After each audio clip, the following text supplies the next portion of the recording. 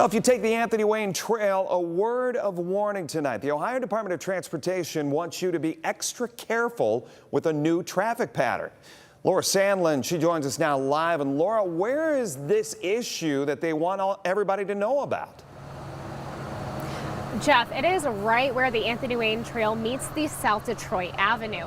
It used to be that drivers, as they turned onto South Detroit, had a protected left turn. But now that's not the case.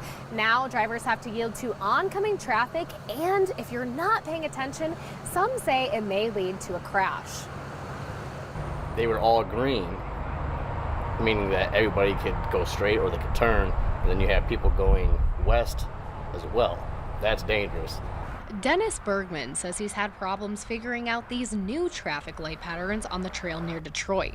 And he says he's seen it confusing other drivers too. The arrow's fine, but having a green light come on like that kind of confuses people. I've seen people pulling out and then not knowing if they could go or if they should just sit there in the intersection. Kelsey Hoagland, Ohio Department of Transportation representative, says she understands the confusion.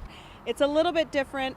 It definitely does feel different for a motorist who's been traveling, down the trail and then turning onto Detroit for most of their lives. It definitely is a different feeling. However, Hoagland says it's all part of a multi-step process as construction work on the trail that began in 2023 begins to wrap up. So that was our first step, was putting out those signs that notify there is a new pattern at hand. And then we are also going to be adding additional signage on the light post itself that will indicate that it's a left is permitted after yield.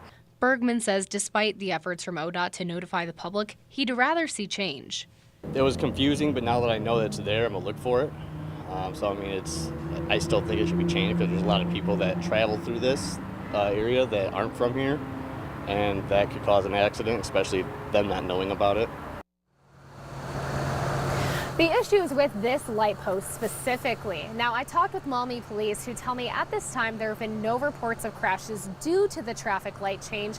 And Hoagland tells me that ODOT is continuing to encourage their drivers to be extra careful as we move away from construction and into temporary lane closures. Reporting in South Toledo, Laura Sandlin, WTOL 11.